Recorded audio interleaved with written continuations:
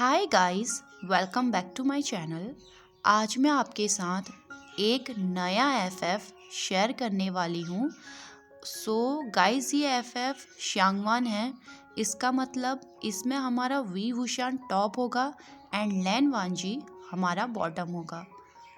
Actually guys, मुझे 2-3 दिन से लगातार कमेंट आ रहे हैं कि मैं शांगवान को शेयर करूं। ये स्टोरी स्पेशली शांगवान लवर्स के लिए है। एक्चुअली मैं इसे सिंगल शेयर नहीं कर सकती थी, इसलिए मैंने सोचा कि मैं एक वीडियो वांगशान की डालूंगी एंड एक वीडियो इस एफएफ की डालूंगी। एक्चुअली गाइस, अगर आपको वांगशान ही पसंद है तो प्लीज़ आप मुझसे नाराज़ मत होना, क्योंकि मैं वांगशान को भी शेयर करूँगी। बट यार, थोड़ा सा जो विहिंग को टॉप पसंद करते हैं तो यार उनके लिए भी थोड़ा सा तो बनता है ना। आज की स्टोरी स्टार्ट करते हैं। ओके, ये स्टोरी विक्टोरियल टाइम की है, क्योंकि हर युग को वांगशान के लव का साक्षी होना चाहिए। ओके गाइस, इस lovely and mind blowing FF की ऑथर है बिलव्ड मून ब्लड। ये स्टोरी आपको वर्डपैड में मिल जाएगी। एंड गाइस, इन्होंने और भी काफ़ी सारे एफएफ लिखे हुए हैं जो काफ़ी इंटरेस्टिंग हैं। आप चाहें तो उन्हें भी रीड कर सकते हैं। ओके गाइस, मुझे कमेंट बॉक्स में ज़रूर बताना कि आपको वांगशान ज़्यादा पसंद है या शांगवान। स्टोरी को स्टार्ट करते हैं।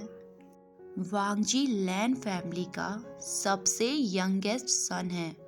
अगर उसके लुक के बारे में बात करें तो वो किसी भी मेडन से बहुत ज़्यादा ब्यूटीफुल है। उसे बहुत लाड़ प्यार से पाला गया है, लेकिन उसकी सीक्रेट पावर के बारे में उसके अलावा कोई नहीं जानता। दूसरी तरफ हमारा विहिंग है, हैंडसम और मिस्टीरियस पर्सन। वो अपनी गंदी आदतों के लिए बदनाम है। कोई भी उसके बैकग्राउंड को नहीं जानता। हर कोई उसके पास जाना चाहता है, पर अफसोस वो ऐसा नहीं कर पाता। क्यों? चलिए जानते हैं। ये स्टोरी स्टार्ट होती है 16 मई 1840 लंदन से। बड़े से हॉल में एक लेडी की आवाज़ आती है, वांगजी, बेवकूफ़ी करना बंद करो। मैं हमारे लिए नई ड्रिंक्स लाने जा रही हूँ। तभी वांगजी पाउट बनाते हुए कहता है, सिस्टर, मैंने कुछ भी नहीं किया। तभी यानली कहती है, अच्छा, अगर ऐसा है तो तुमने उस लेडी को क्यों धमकाया? तभी वांगजी ने कहा, सिस्टर, वो लेडी मुझे पकड़ने की कोशिश कर रही थी और साथ ही में अपने साथ डांस करने के लिए मुझे मजबूर कर रही थी। आप जानती हैं, मुझे किसी का टच नहीं पसंद, इसलिए मैंने उसकी ड्रेस में नींबू पानी डाल दिया। ये सब वो एक बड़ा सा पाउट बनाकर कह रहा था। यानली एक काइंड लेडी थी। वो अपने स्पॉइल ब्रदर को समझाते हुए कहती है, वांगजी, किसी लेडी के साथ ऐसा बिहेव करना अच्छी बात नहीं है, इसलिए तुम्हें इस बात का ध्यान रखना चाहिए। वो दोनों बात ही कर रहे थे, तभी वहाँ पर एक मिडल एज मैन आ गया। वो उन्हें अप्रोच करता है। तभी यानली कहती है, गुड इवनिंग लॉर्ड वॉस, काफ़ी लंबे समय बाद मिले। तभी लॉर्ड वॉस कहते हैं, गुड इवनिंग आप दोनों को। अब वो यानली से कहते हैं, क्या आप मेरे साथ डांस करना पसंद करेंगी? इतना कहकर वो पोलाइटली अपना हाथ बढ़ाते हैं। यानली ने स्माइल करी और वो दोनों डांस करने के लिए स्टेज पर चले गए। तभी वांगजी मर्मल करते हुए कहता है, लगता है सिस्टर, अब ज़्यादा आज़ाद नहीं रहने वाली। अब वो एक डेविल स्माइल करता है और कहता है, इससे मेरा काम आसान हो जाएगा। वांगजी प्रॉम हॉल की सबसे ऊंची बालकनी में खड़ा हो गया था। वो जितना हो सके लोगों की अटेंशन से बचने की कोशिश कर रहा था। उसके कंधे तक पहुंचते हुए गोल्डन कलर के शाइनी बाल तारों के नीचे सोने की तरह चमक रहे थे। उसकी स्किन मोती की तरह शाइन कर रही थी और उसके टेम्पटिंग लिप्स रोज मैरी की तरह लग रहे थे। इसमें कोई शक नहीं था कि वहाँ की हर एक लेडी वांगजी की ब्यूटी से क्यों जलती है। वो बालकनी में खड़ा होकर अपने क्लाइंट का इंतज़ार कर रहा था। तभी पर्दे के पीछे से एक हाथ ने उसे अपने पास आने का इशारा किया। वांगजी धीरे से उसके पास जाकर कहता है, क्या तुम लाए हो? तभी उस लेडी ने कहा, इस हैंकरचीफ को लाने में मुझे बहुत मेहनत लगी, क्या ये काम करेगा? वांगजी ने स्माइल करी और कहा, परफेक्ट। अब तुम मुझे बताओ कि तुम क्या जानना चाहती हो। तभी वो लेडी कहती है, मेरे फादर ने मेरी शादी एल ऑफ एक्स सेक्टर के साथ तय कर दी है। वो बिहेवियर में एक अच्छा आदमी लगता है, इसलिए तुम्हें अच्छे से पता है कि मैं क्या जानना चाहती हूँ। वांगजी ने नोट किया। उसने उस हैंकरचीफ को पकड़कर अपनी आंखें बंद करी। धीरे धीरे उसके आंखों के सामने का अंधेरा हटने लगा था। उसने देखा कि सामने दो औरतें खड़ी हैं और उनका पूरा शरीर जहर से नीला पड़ गया है। तभी वो झटके से अपनी आंखें खोलता है और कहता है, तुम उसकी तीसरी पत्नी बनने जा रही हो। ये सुनने के बाद वो लेडी शॉक हो गई थी। तभी वो कहती है, पर मैंने तुम्हें ये नहीं बताया, तो तुम्हें कैसे पता चला? वांगजी ने एक स्माइल करा और कहा, इससे तुम्हें कोई मतलब नहीं होना चाहिए। तुम्हें जो पता होना चाहिए वो ये है कि उसने जहर देकर अपनी दोनों पत्नियों को मारा है। ये सुनने के बाद वो लेडी घबरा गई थी। उसने कांपते हुए कहा, पर वो तो एक जेंटलमैन की तरह बिहेव करता है, तो फिर ऐसा कैसे हो सकता है? वांगजी ने एक प्लेन टोन में कहा, ये मेरी प्रॉब्लम नहीं है। अब वांगजी कहता है, अगर तुम उससे शादी करने के लिए इतनी ज़्यादा डेस्परेट हो तो एक काम करना, उसकी दी हुई कोई भी चीज़ मत खाना, शायद तुम थोड़ा और जियो। इतना कहकर उसने अपना हाथ बढ़ाया और कहा, मेरी पेमेंट। अब वो लेडी उसके हाथ में सिक्कों से भरी हुई एक थैली देती है और कहती है, थैंक यू। उस थैली को देखकर वांगजी मुस्कुराता है। लैन वांगजी सिर्फ अपनी ब्यूटी के लिए नहीं फेमस था, उसके पास एक सीक्रेट पावर थी जिससे वो किसी भी इंसान के पाप सिर्फ उसका सामान छूने से पहचान लेता था। बस उस सामान में उस इंसान की सेंट होनी चाहिए। जब वो 12 साल का था तब उसे पहली बार अपनी स्पेशल पावर के बारे में पता चला था। अब कुछ देर बाद यानली भी उसे ढूंढते हुए वहां आ गई थी। अब वो गुस्से में कहती है, वांगजी तुम कहाँ थे? मैंने तुम्हें कहाँ कहाँ नहीं ढूंढा। तब वांगजी कहता है, सिस्टर आपको तो पता है मुझे अंदर घुटन हो रही थी, इसलिए मैं ताज़ी हवा लेने बाहर आया था। वांग जी ने ये झूठ बहुत सफाई से बोला था।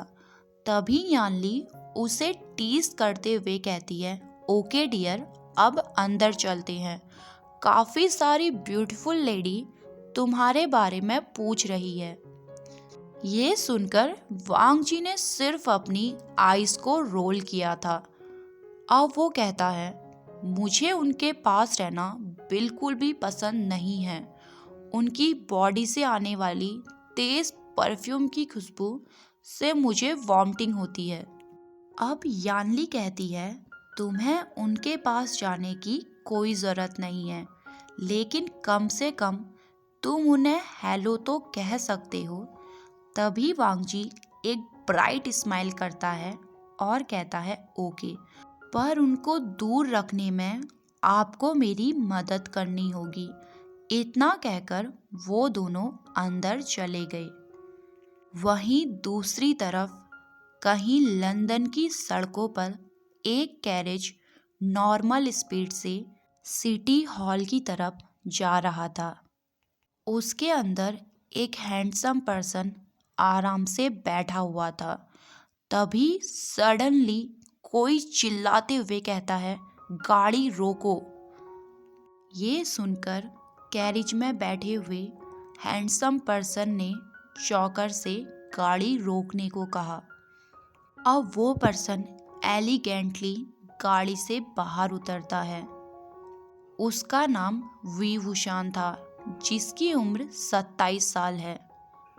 इसके अलावा इस पर्सन के बारे में अभी कोई जानकारी नहीं है, सिवाय इसके कि ये एक आलीशान जिंदगी जीता है। तभी चौकर इशारा करते हुए कहता है, माय लॉर्ड। आवाज लेफ्ट साइड से आई थी। विहिंग ने नोट किया एंड गली के अंदर चला गया। वहां पर एक टीनेजर लड़की अपने सामने खड़े हुए गुंडों से खुद को बचाने की कोशिश कर रही थी। वो मदद के लिए चिल्ला रही थी। तभी विहिंग कहता है, यहाँ क्या चल रहा है मेरे प्यारे दोस्तों? उनमें से एक आदमी ने रफ आवाज में कहा, अगर तुम अपनी जिंदगी चाहते हो तो यहाँ से चले जाओ। विहिंग ने उसकी बात सुनकर सिर्फ एक डेविल स्माइल करी थी। अब विहिंग कहता है, मैं यहाँ से चला जाऊंगा, पर मुझे एंटरटेनमेंट बहुत पसंद है, इसलिए तुम सभी मुझे एंटरटेन करो। तभी वो तीसरा आदमी चिल्लाते हुए कहता है, तुम अपने आप को समझते क्या हो बच्चे? अब विहिंग कहता है, तुम मेरे साथ बहुत इनफॉर्मल हो। मेरा नाम विभूषण है। ये कहकर वो स्माइल करता है। वो गुंडे विहिंग का नाम सुनकर डर गए थे। उन्होंने तुरंत ही लड़की को छोड़ दिया और वहां से जाने लगे। तभी विहिंग कहता है, ओहो, तुम कहाँ जा रहे हो? तुमने मुझे एंटरटेन तो किया ही नहीं। वो गुंडे विहिंग को देखकर वहां से दुम दबा के भागे थे। अब कुछ टाइम पहले जिस लड़की को हैरास किया जा रहा था, वो रोते हुए विहिंग के पैरों के नीचे आ गिरी थी। तभी विहिंग कहता है, इसकी कोई ज़रूरत नहीं है, बस अगली बार से परेशानी से दूर रहना। अब वो कहता है, देर हो चुकी है, इसलिए आपको जाना चाहिए। लड़की के जाने के बाद विहिंग भी कैरिज में बैठ गया और सिटी हॉल की ओर चला गया। 16 मई 1840 लंदन।